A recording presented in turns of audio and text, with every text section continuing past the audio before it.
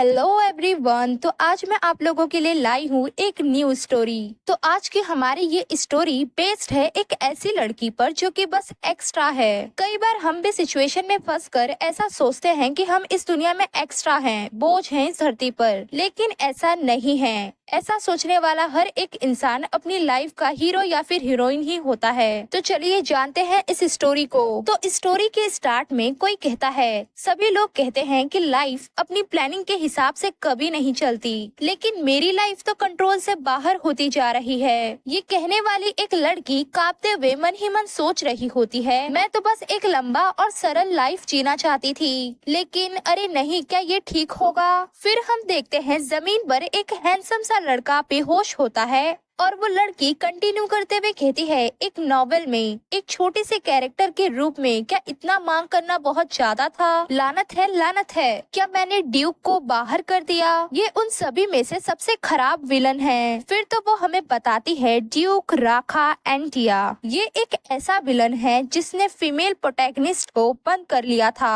और imperial family पर हमला करने के लिए कई मॉन्स्टर्स को इकट्ठा किया। रियलिटी में आते हुए वो लड़की बहुत ज्यादा घबरा रही होती है कि अब तो मेरा काम हो गया, बेहतर यही होगा कि मैं इस समय यहाँ से भाग जाऊं और मुझे कोई देख तो नहीं रहा होगा ना।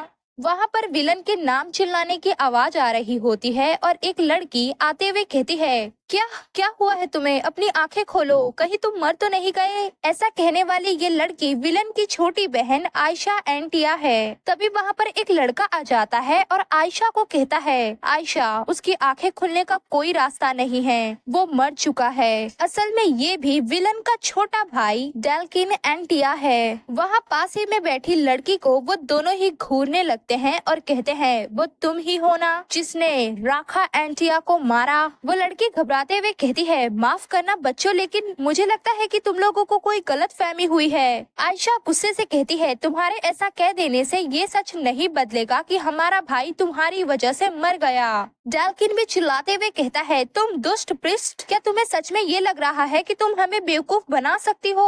वो लड़की घबराते हुए कहती है, नहीं, मैंने ऐसा नहीं किया। लेकिन वो दोनों तो चिल्लाना ही शुरू कर देते हैं कि ये सब तुम्हारी गलती है, उसे वापस जिंदा करो। बेचारी लड़की तो अपना सर ही पकड़ लेती है कि मुझे बोलने का मौका भी नहीं दे रहे, वैसे भी तुम लोगों का भाई मरा नहीं है। फिर तो वो लड़की ब्लैंक हो जाती है और कहती है, हैरान होना, जानना चाहते हो कि यहाँ क्या हो रहा है? तो चलो बताती हूँ। लगभग आधे घंटे पहले एक बड़े से टेम्पल में कोई कहता है, मिस मिया, क्या आप तैयार हैं? मिस मिया, आप सुन रही है ना? मिस मिया वही लड़की है और अचानक से अपनी आंखें खोलती है और अपने आसपास देखते हुए मन ही मन कहती है, मैं कहाँ हूँ? मुझे यकीन है कि मैं सीढ़ियों से नीचे गिर गई थी और मर गई थी। इतने सारे लोग, ये लोग मुझे घूर क्यों रहे हैं? लोगों के बीच बातें होने लगती है और उनमें से कोई कहता है, आप तो ठीक नहीं लग रही। मिया कहती है, क्या आप मुझसे बात कर रहे हैं? सीनियर प्रिस्ट कहते हैं, हाँ मिस मिया, आपको कोई प्रॉब्लम है क्या? फिर तो मिया सोचने लगती है, वेट, मेरा नाम मिया है, ये तो जाना पहचाना लगता है। ओ, मुझे याद आया, द फ्लावर्स ऑफ शाकिर। ये एक नॉवेल था जिसे मैं मरने से ठीक पहले पढ़ रही थी। बिल्कुल नहीं, क्या मैं सच में the flowers of Shakir novel में कि मिया बन गई हूँ, या फिर मैं कोई सपना देख रही हूँ? फिर तो मिया कहती है,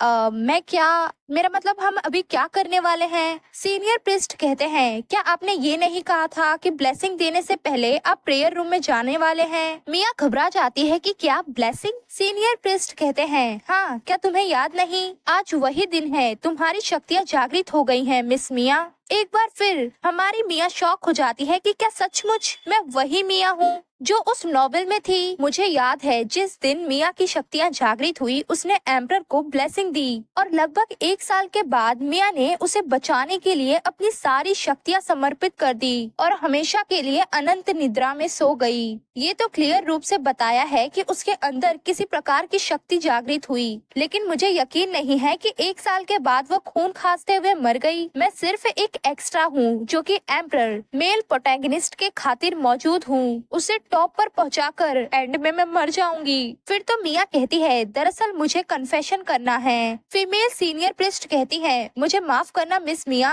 लेकिन हमारे पास इतना समय नहीं है। मिया चौंकते हुए कहती है क्या सचमुच मैं ऐसे मरना नहीं चाहती, ये बहुत जरूरी है। सीनियर प्रीस्ट कहती है आप क्या कह रही हैं, वो क्या जरूरी है। मिया खुद को शांत करते हुए कहती है दरअसल मेरी शक्तियाँ जागृत नहीं हुई हैं। सीनियर प्रीस्ट कहती है नहीं। मिया कहती है अरे क्या नहीं, मेरी शक्तियाँ जागृत नहीं हो सकती, यही सच है। साथ ही में वो मन ही मन कहती है ये बात मैं खुद को बता रही हूँ, वैसे ये इतनी निश्चित कैसे हो सकती है। सीनियर प्रीस्ट मिया का हाथ पकड़ लेती है कि तो फिर मुझे जल्दी से जांच करने दो। फिर तो वो अपनी शक्तियों का इस्तेमाल करने लगती है, जिसे देखते हुए मिया मन ही मन कहती है आखिर ये क्या कर रही है। एक जोर की चमक के बाद सीनियर प्रीस्ट कहती है ये क्लियर है कि तुम्हारी शक्तियाँ जाग चुकी हैं। मिया चौंकते हुए मन ही मन कहती है क्या ये बहुत जल्दी है, तुम इतनी श्योर कैसे हो सकती हो। सीनियर प्रीस्ट कहती है ऑल्टर पर जाए मिस मिया। मिया कहती है क्या अभी। सीनियर प्रीस्ट कंटिन्यू करते हुए कहती है गॉड के संतान के रूप में हमें हमेशा दयालु और नेक बने रहना नहीं भूलना चाहिए। मिया की तो फटी पड़ी होती है और वो मन ही मन कहती है अरे नहीं,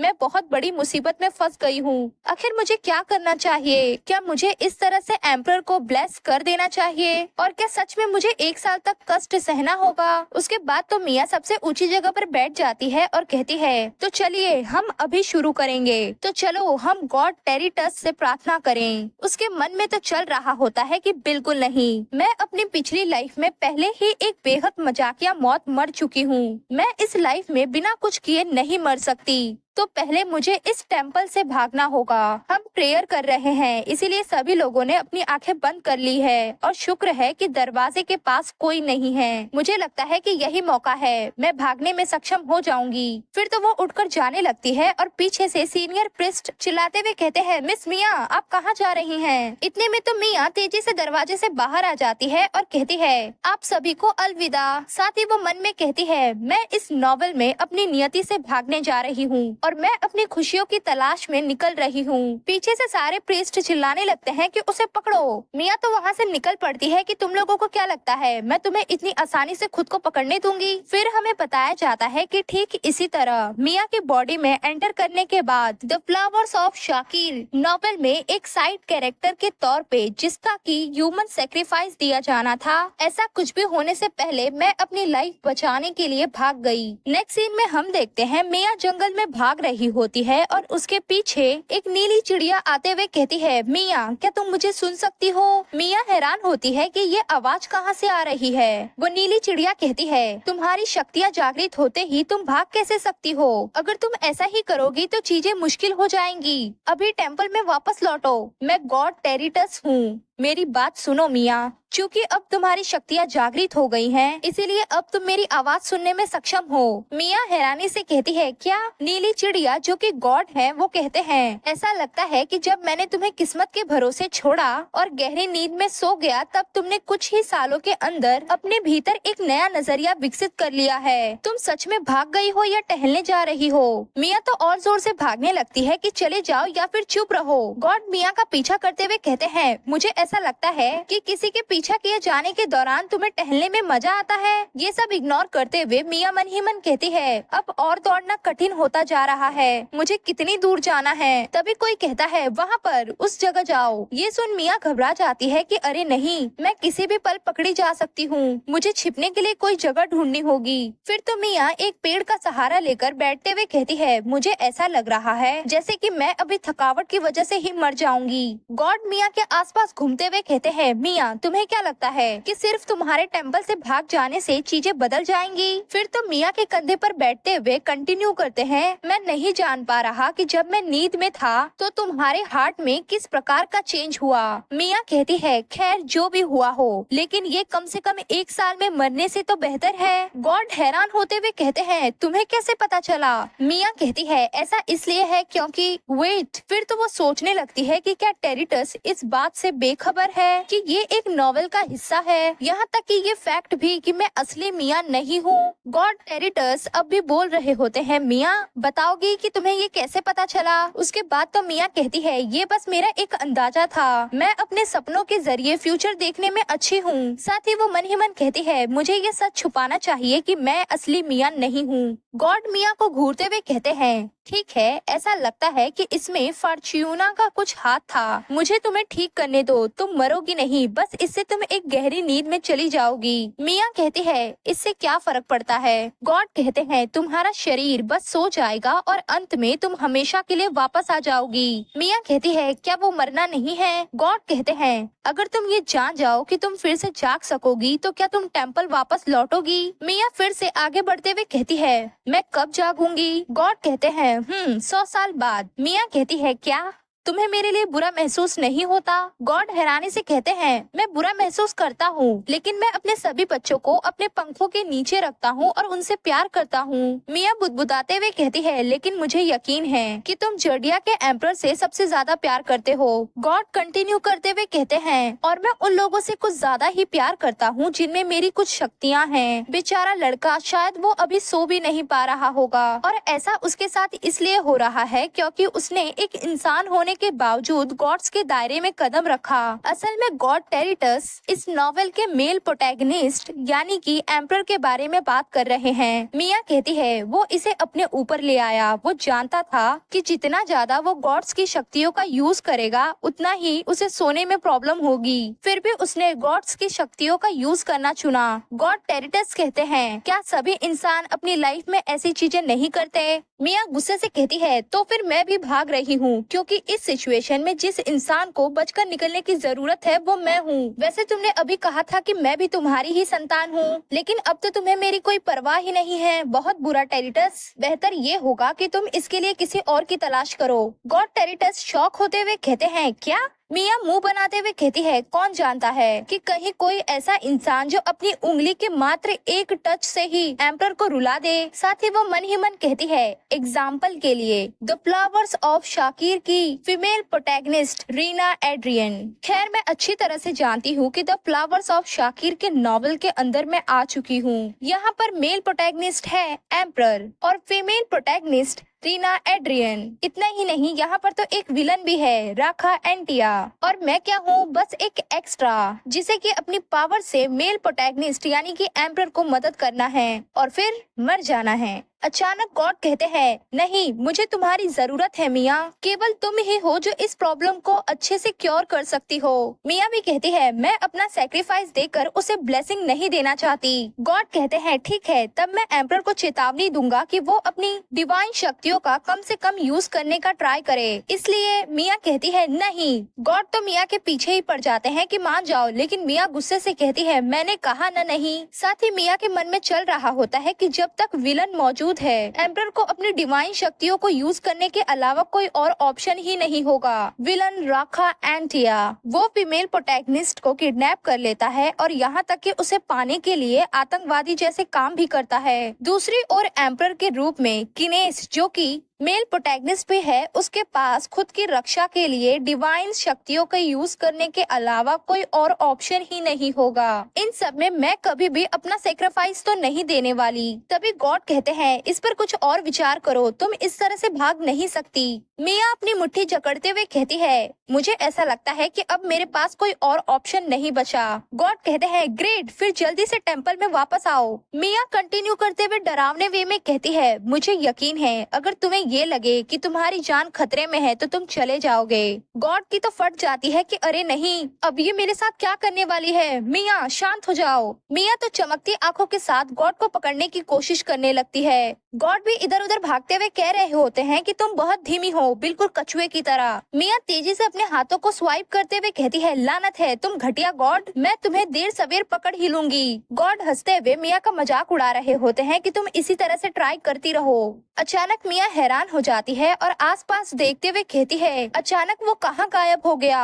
तभी मिया को झाड़ियों के बीच धुंधले काले रंग का कुछ दिखता है, जिसकी ओर बढ़ते हुए वो कहती है, ओ तो तुम यहाँ हो। मिया फटाक से उस चीज को पकड़ पकड़ते हुए कहती है तुम पकड़े गए। इसी के साथ उसे छोटी सी चीख सुनाई देती है जिसे सुनकर वो ब्लैंक हो जाती है कि क्या मैंने ऐसी आवाज तो पहले नहीं सुनी। फिर हमें पता चलता है कि मिया ने जिसे गॉड चिड़िया समझकर पकड़ा है वो विलन राखा एंटिया का सर है। इससे अनजान मिया मन ही मन कहती है कितने प्यारे बाल हैं, इतने सॉफ्ट भी हैं, आखिर ये है कौन। पीछे से गॉड फुसफुसाते हुए कहते हैं ऐसा लगता है कि तुमने कुछ अजीब पकड़ लिया है, क्या ये किसी का सिर है। जोर से चिल्लाकर मिया उसका सर जमीन पे पटक देती है और दूर होते हुए कहती है क्या, अरे नहीं, क्या तुम ठीक हो। लेकिन तब तक तो विलन राखा एंटिया बेहोश हो चुका होता है। ये देखते हुए मिया मन ही मन कहती है क्या वो मर गया, रुको, भागते ही मैं हत्यारिन बन गई। घबराहट और हैरानी में मिया वहीं बैठ जाती है कि अब कोई रास्ता नहीं है टेरिटस। वहाँ इतनी शांति बिखरी देख मिया गुस्से से कहती है क्या वो भाग गया, वो अपने आप को गॉड कहता है ना,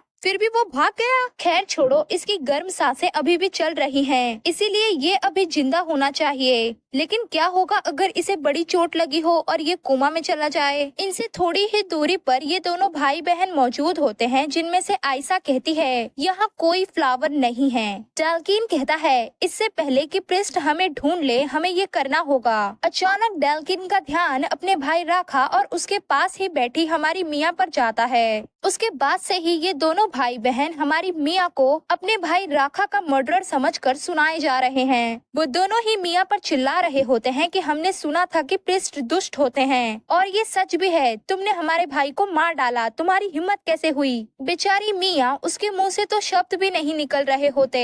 इसके साथ ही मिया मन ही मन कहती है तो ऐसे फंसी मैं इस सिचुएशन में। लेकिन फिर वो जैसे तैसे उन्हें समझाने लगती है कि बच्चों तुम लोगों को कोई गलत फहमी हुई है। आयशा तो चिल्लाते हुए कहती है हम तो बस शाकिर का फ्लावर ढूंढने आए थे और तुमने। डेल्किन कंटिन्यू करते हुए कहता है ये सब तुम्हारी गलती है कि ये मर गया।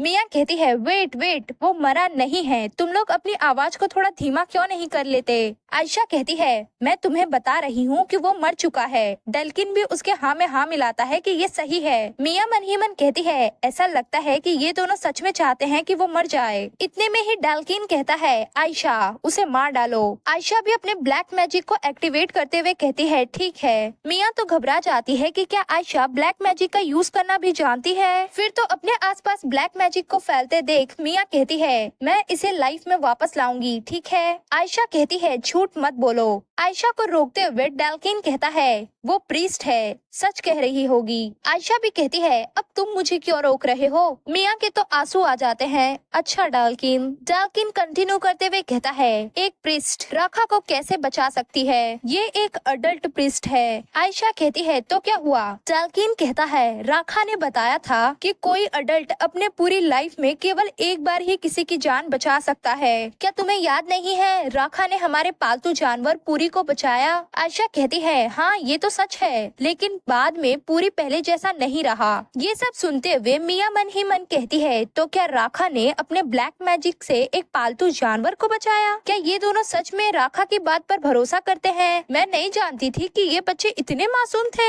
इन्होंने जो कुछ भी किया वो नॉवेल में बस फीमेल प्रोटैगनिस्ट को परेशान करना ही था। तभी डेल्किन कहता है छोड़ो, इसका मतलब तो ये है ना कि ये राखा को लाइफ में वापस ला सकती है। मिया मन ही मन कह रही होती है कि गधों, मैंने तुमसे कहा ना कि वो मरा नहीं है। आयशा कहती है तुम प्रिस्ट हो। मिया घबराते हुए कहती है हाँ। आयशा कंटिन्यू करते हुए कहती है तुमने कहा कि तुम राखा को तुरंत वापस ला सकती हो, है ना। मिया कहती है हाँ बिल्कुल, मैं निश्चित रूप से उसे वापस लाऊंगी। आयशा मिया को धमकाते हुए कहती है अगर तुम ऐसा करने में फेल रहती हो तो तुम्हारा भी अंत होगा। मिया हंसते हुए कहती है हाँ ठीक है, पहले हमें इसे यहाँ से कहीं और ले जाना होगा। साथ ही वो मन ही मन कहती है ऐसा लग रहा है कि राखा को जागने में बहुत समय लगेगा, मुझे उम्मीद है कि वो कोमा में नहीं जाएगा। नेक्स्ट सीन में हम देखते हैं जंगल के बीचों बीच एक लकड़ी का घर। उसी घर में घुसते हुए मिया हाफते हुए मन ही मन कहती है मुझे ऐसा लग रहा है जैसे कि मैं मरने जा रही हूँ। असल में ये तीनों ही मिलकर राखा को इस घर में लाए होते हैं। आयशा कहती है तुम लोग क्या कर रहे हो, जल्दी करो। डेल्किन कहता है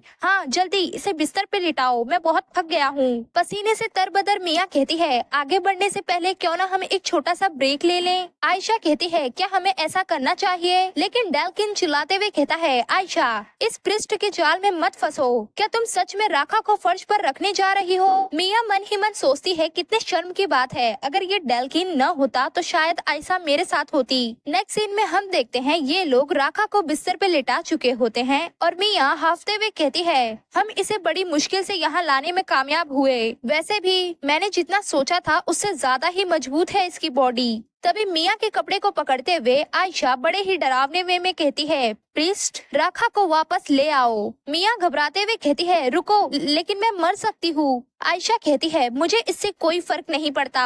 पीछे से डेल्किन आयशा को रोकते हुए कहता है क्या होगा अगर ये राखा को मार डाले सिर्फ इसलिए क्योंकि हम उसे दौड़ाकर यहाँ ले आए। आयशा संकोच करते हुए कहती है हाँ सही है। मिया हंसते हुए कहती है मैं सचमुच थक गई हूँ, तो चलो एक छोटा सा ब्रेक लेते हैं। असल में उसके दिमाग में होता है कि अगर मैं डेल्किन को मनाने में कामयाब हो सकी तो ये मेरे लिए आसान हो सकता है। अगर मैं डेल्किन को जीत सकूं तो आयशा भी मेरे कंट्रोल में हो जाएगी। ये सब सोचकर मिया हंसने लगती है, जिसे देख आयशा चिल्लाते हुए कहती है डेल्किन देखो इस पृष्ठ को, ये तो विलन की तरह हंस रही है। डेल्किन कहता है रुको, मैंने जो भी कहा था मैं उसे वापस लेता हूँ, मुझे लगता है कि इसे जल्दी उठाना ठीक रहेगा। मिया कहती है ठीक है, मैं अब उसे वापस लाइफ में लाने की कोशिश करूंगी, लेकिन इसमें मुझे तुम लोगों की मदद की जरूरत है। डेल्किन पॉइंट करते हुए कहता है लेकिन राखा ने तो अकेले ही पूरी को फिर से जिंदा कर दिया, तो तुम्हें हमारी मदद की जरूरत क्यों है। मिया कहती है ऐसा इसलिए है क्योंकि वो सच में बहुत पावरफुल है। ये सुनकर तो वो दोनों ही भाई बहन खुश हो जाते हैं कि हाँ हमारा राखा बहुत कमाल का है। चलो ठीक है, अब हमें बताओ कि तुम हमसे क्या करवाना चाहती हो, हम तुम्हारी मदद करेंगे। मिया अपने आसपास देखते हुए कहती है सबसे पहले तो ये बताओ कि ये किसका घर है। डेल्किन कहता है तुम ये क्यों जानना चाहती हो। मिया सोच रही होती है कि एंटिया हाउस के बच्चे ऐसे घर में तो नहीं रहेंगे। डेल्किन बताते हुए कहता है ये घर राखा ने तब तैयार किया था जब वो शाकिर का फ्लावर खोजने के लिए निकला था। फिर हमें बताया जाता है शाकिर के फ्लावर का नाम उस लड़की के नाम पर रखा गया है जिसने की इसकी खोज की थी। ये फ्लावर राहत देने और अच्छा महसूस कराने के लिए बहुत ज्यादा फेमस है। इसका यूज खास तौर पे एम्परर किनेस द्वारा किया जाता है क्योंकि वो डिवाइन शक्तियों का यूज करने से अनस्टेबल है। लेकिन हाउस एंटिया इस फ्लावर को खोजने की कोशिश क्यों कर रहा है। मिया कहती है डेल्किन एक बेसिन में थोड़ा पानी निकालो और एक तौलिए के साथ मेरे पास लाओ। डेल्किन हामी भरता है और तुरंत चला जाता है। आयशा कहती है मेरा क्या, मुझे भी कुछ करने के लिए क्यों नहीं देती। मिया हंसते हुए कहती है अभी कुछ और करने के लिए नहीं है। आयशा कहती है तो क्या इसका मतलब ये है कि राखा को लाइफ में वापस लाने की पूरी कोशिश तुम नहीं कर रही। मिया को तो पसीना ही आ जाता है और वो कहती है नहीं, मुझे सचमुच कुछ और नहीं चाहिए। फिर तो मिया सोचने लगती है कि जागते ही राखा मुझे मारने की कोशिश कर सकता है, हथियार, मुझे भी अपनी सुरक्षा के लिए कुछ करना चाहिए। उसके बाद तो वो कहती है दरअसल आयशा मेरे पास कुछ इम्पोर्टेंट काम है जो मैं तुम्हें करने के लिए कहना चाहती हूँ। आयशा खुशी से कहती है अच्छा क्या है। मिया उसके कान में फुसफुसाकर बता देती है जिससे कि आयशा सीरियस होते हुए कहती है क्या तुम्हें फ्राइंग पैन की जरूरत क्यों है। मिया हंसते हुए कहती है वो तुमने कहा था ना कि राखा ने पहले किसी को बचाया था, वो क्या नाम था उसका। आयशा कहती है पूरी। मिया कहती है हाँ वही, असल में अडल्ट को किसी की लाइफ बचाने के लिए होली रिचुअल करना पड़ता है और हर इंसान को इस रिचुअल के लिए एक अलग टूल की जरूरत होती है। आयशा कहती है ओ तो तुम्हारा टूल फ्राइंग पैन है। पसीने से तरबदर मिया हंसते हुए कहती है हाँ तुम सही हो, असल में मैं इसे कभी किसी को बताने नहीं वाली थी, लेकिन अब मैं केवल तुम्हें बता रही हूँ। आयशा थोड़ा सोचती है और फिर कहती है मैं नहीं जानती थी कि जब हम बड़े हो जाएंगे तो हम एक लाइफ बचाने में सक्षम हो जाएंगे। ठीक है, मुझे बस एक ही लाना है ना। मिया कहती है जी हाँ, लेकिन तुम्हें ये डेल्किन को बिना बताए लाना होगा, याद रखो ये एक सीक्रेट है। आयशा भी वहाँ से चली जाती है। उसके बाद मिया आराम से बैठते हुए कहती है मैं बहुत तनाव में हूँ, मेरा पूरा शरीर दर्द कर रहा है, लेकिन अगर मुझे सच में फ्राइंग पैन का यूज करना पड़े तो क्या होगा। भले ही मैं राखा को फिर से नॉकआउट कर दूं, लेकिन अगली बार फिर से जागते हुए वो पहले मुझे ही मारने की कोशिश करेगा। नेक्स्ट सीन में हम देखते हैं रात हो चुकी होती है और ये दोनों भाई बहन मजे से सो रहे होते हैं और तभी राखा के रूम में फ्राइंग पैन लेकर घुसते हुए मिया मन ही मन कहती है वो दोनों जुड़वा बच्चे सो गए हैं और राखा अभी तक नहीं उठा। ये खिड़की। फिर तो वो खिड़की खोलकर बाहर देखते हुए कहती है, अगर मुझे भागना है तो यही निकलने का बिल्कुल सही रास्ता है। अगर राखा मुझे मारने की कोशिश करेगा तो मैं इस फ्राइंग पैन से उसके सिर पर मार कर भाग जाऊंगी। ठीक है मिया, तुम ये कर सकती हो। खुद को समझाकर मिया कांपते हुए राखा की ओर बढ़ने लगती है। तभी कोई कहता है, तुम्हें ऐसा नहीं करना चाहिए। मिया की तो फट जाती है कि गॉड गॉड टेरिटस, तुमने मुझे डरा दिया। गॉड कहते हैं, उस हथियार को तुरंत नीचे रख दो। क्या तुम सच में एक जिंदा इंसान को मारने वाली थी? मिया उससे झगड़ते हुए धीरे से कहती है, नहीं, तुम शांत हो जाओ, कोई सुन लेगा। मैं बड़ी मुश्किल से उन जुड़वा बच्चों को सुला पाई हूँ। गॉड खुद की बड़ाई करते हुए कहते हैं, चिंता मत करो, केवल तुम ही हो जो मेरी आवाज सुन सकती हो। मिया हैरानी से कहती है, सच में? गॉड कहते हैं, हाँ, हर किसी के पास गॉड के आवाज सुनने की क्षमता नहीं होती। फिर तो मिया कहती है, तो फिर मैं तुम्हें नजरअंदाज कर सकती हूँ। मिया को फ्राई पैन से ऐसे राखा को मारने के लिए तैयार देख गॉड कहते हैं, नहीं नहीं, तुम्हें ऐसा नहीं करना चाहिए। मिया को रोकते हुए गॉड उसके आगे आ जाते हैं, जिससे कि मिया कहती है, तुम्हें क्या लगता है मैं क्या करने जा रही हूँ? गॉड कहते हैं, तुम उसे फ्राइंग पैन से मारने वाली थी। तुम्हारी आंखों में मुझे एक मर्डरस लुक दिखा। मिया कहती है, मैं उसे मारने नहीं वाली, मैं तो बस अपनी आत्मरक्षा के लिए ये कर रही हूँ। गॉड कहते हैं, अगर तुमने अपनी पूरी ताकत का यूज किया तो वो मर जाएगा। मिया मन ही मन कहती है, क्या मेरे फ्राइंग पैन लगने से विलन मर जाएगा? मिया कहती है, खैर ऐसा नहीं होने वाला है, इसीलिए मुझे रोकने की कोशिश मत करो, मैं जीना चाहती हूँ। गॉड कहते हैं, अब मुझे नहीं पता कि तुम जीने के लिए इतनी जुनूनी क्यों हो गई हो, लेकिन तुम जो करने जा रही हो मैं उसे रोकना चाहता हूँ। हर किसी की एक नियति होती है जिसके साथ वो पैदा होते हैं। मिया मन ही मन कहती है, मैं जितना ज्यादा इस चिड़िया को सुनती जा रही हूँ उतना ही ये मुझे पसंद नहीं आ रहा, क्योंकि ये सब जो कह रहा है। फिर तो मिया कहती है, तो क्या तुम मुझसे ये कह रहे हो कि मैं अपनी नियति को स्वीकार कर लूं? गॉड कहते हैं, हाँ तुम सही हो, वापस टेम्पल लौट जाओ। विलन राखा की ओर देखते हुए मिया मन ही मन कहती है, 1 साल में मरने की मेरी ये नियति बिल्कुल नहीं। फिर तो वो कहती है, मैं अपनी किस्मत बदलने जा रही हूँ, मैं अपनी नियति को उलट कर रख दूंगी। गॉड परेशान होते हुए कहते हैं, ठीक है, तुम जीती, मैं हार गया, प्लीज अब तो इस फ्राइंग पैन को नीचे रख दो। मिया मुंह बनाते हुए कहती है, लेकिन फिर मैं मर जाऊंगी। गॉड कहते हैं, मैं ये श्योर करूंगा कि तुम नहीं मरोगी। ये सुन मिया उन्हें डाउट वाली नजरों से देखने लगती है, जिससे कि गॉड कहते हैं, अरे मैं अपने नाम टेरिटस की कसम खाता हूँ। मिया कहती है, ठीक है, अब तुम कह रहे हो तो। साथ ही मिया मन ही मन कहती है, टेरिटस मुझे रोकने के लिए इतना मेहनत क्यों कर रहा है? क्या गॉड के नाम की कसम खाना सीरियस है? फिर तो मिया गॉड से कहती है, ऐसा लगता है कि तुम राखा की बहुत परवाह करते हो। गॉड कहते हैं, हाँ वो बहुत इम्पोर्टेंट है। राखा को देखते हुए मिया मन ही मन कहती है, लेकिन ये एक विलन है। क्या टेरिटस नॉवेल के प्लॉट्स के बारे में नहीं जानता? क्या वो सच में ये कह रहा है कि राखा इम्पोर्टेंट है क्योंकि वो एक विलन है? या फिर शायद राखा की वजह से रीना और एम्परर किनेस करीब आएंगे? क्या कोई ऑफ सीन था जो मैंने नहीं पढ़ा? खैर, कुछ ही दिनों में मेरा इससे कोई लेना देना नहीं रहेगा। नेक्स्ट सीन में हम देखते हैं सुबह हो चुकी होती है और हमारी मिया विलन राखा के बिस्तर के पास ही बैठे बैठे सो रही होती है और उसे देखते हुए गॉड कहते हैं, मुझे नहीं लगता कि मिया की पर्सनैलिटी पहले ऐसी थी। जहाँ तक कि मुझे याद है वो पहले बहुत सहज और डरपोक थी। मैं इसे लेकर इतना चिंतित था कि मैंने इसकी बॉडी को सभी इंसानों के कंपेयर में बहुत ज्यादा मजबूत बना दिया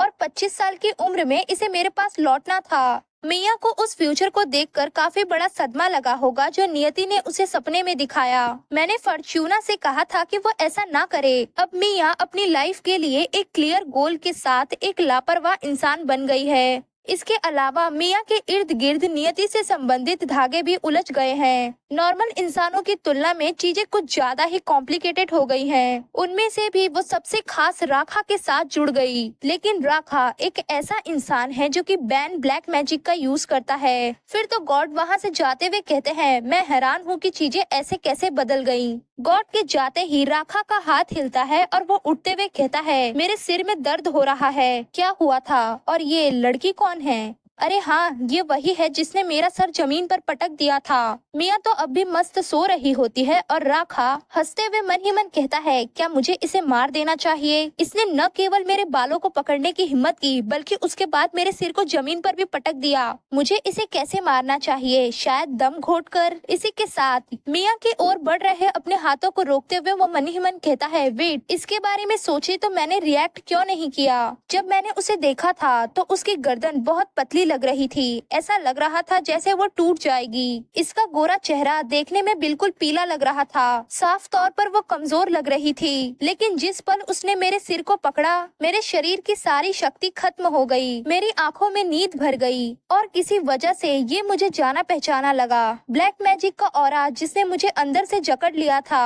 और वो चीख जो हर बार मैंने अपनी आंखें बंद करने पर सुनी, वो सब चुप हो गए। मुझे कोई दर्द महसूस नहीं हुआ।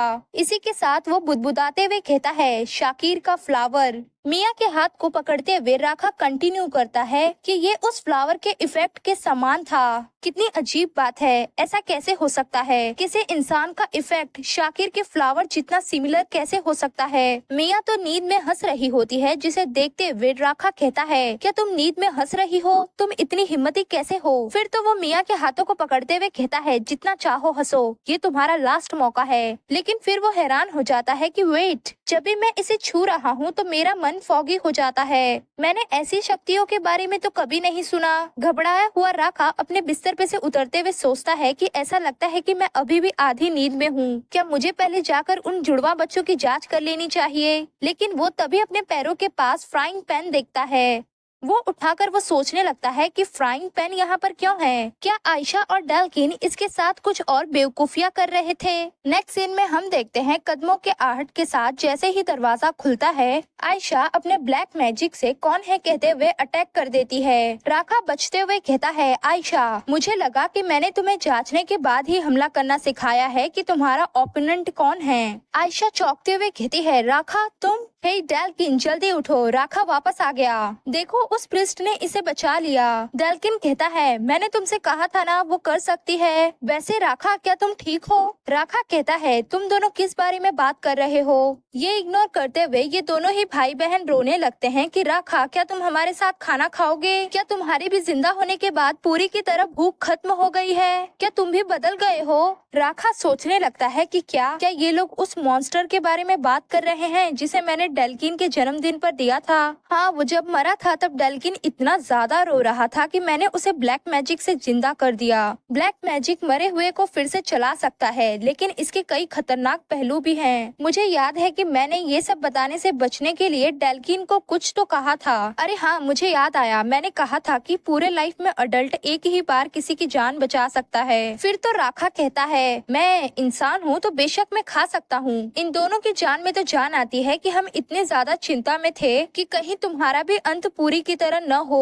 राखा कहता है, वैसे तुम दोनों कह रहे थे कि मुझे किसी ने बचाया, इसका क्या मतलब है? डेल्किन कहता है, वो प्रिस्ट, उसने तुम्हें बचाया। आयशा भी कहती है, हाँ ये सही है। राखा कहता है, क्या तुम लोग उस लड़की के बारे में बात कर रहे हो जो बेडरूम में थी? वो दोनों ही हामी भरते हैं और राखा कहता है, उसने मुझे कैसे बचाया? डेल्किन तुरंत ही कहता है, उसने मुझे पानी से भरा हुआ एक बेसिन और तौलिया लाने को कहा। लेकिन वही आयशा चिंता में होती है कि मैं बताऊं या नहीं। राखा ये भाप लेता है और कहता है, आयशा। घबराते हुए आयशा कहती है, उसने कहा कि ये एक सीक्रेट है और मैं किसी को नहीं बता सकती। लेकिन हाँ, उसने मुझसे कहा कि उसे एक फ्राइंग पैन की जरूरत है। उसने कहा कि उसे तुम्हें वापस लाने के लिए एक होली रिचुअल करने की जरूरत है। राखा फ्राइंग पैन को देखते हुए राखा मन ही मन कहता है, क्या वो कुछ पकाने जा रही थी? क्योंकि इसमें कोई होली रिचुअल की जरूरत तो है नहीं। कहीं वो बच्चों को खाने में पॉइजन देकर मारने की प्लानिंग तो नहीं कर रही थी? इस असैसन को किसने भेजा होगा? नहीं, एक असैसन के तौर पर तो वो बिल्कुल भी सतर्क नहीं है। लेकिन मेरे इतने सारे दुश्मन हैं कि उसे मेरे खिलाफ व्यक्तिगत रूप से शिकायत तो हो सकती है। उसके पास ऐसी शक्तियां हैं जिसे मैंने पहले कभी नहीं देखा। देखा और उसके बारे में कई बातें अजीब हैं। फिर तो वो खुद में ही बड़बड़ाता है कि बेहतर होगा कि मैं उसे अपने पास रखूं और उस पर नजर रखूं। इधर बेडरूम में मिया उठ गई होती है और खाली बिस्तर को देख परेशान होते हुए कहती है,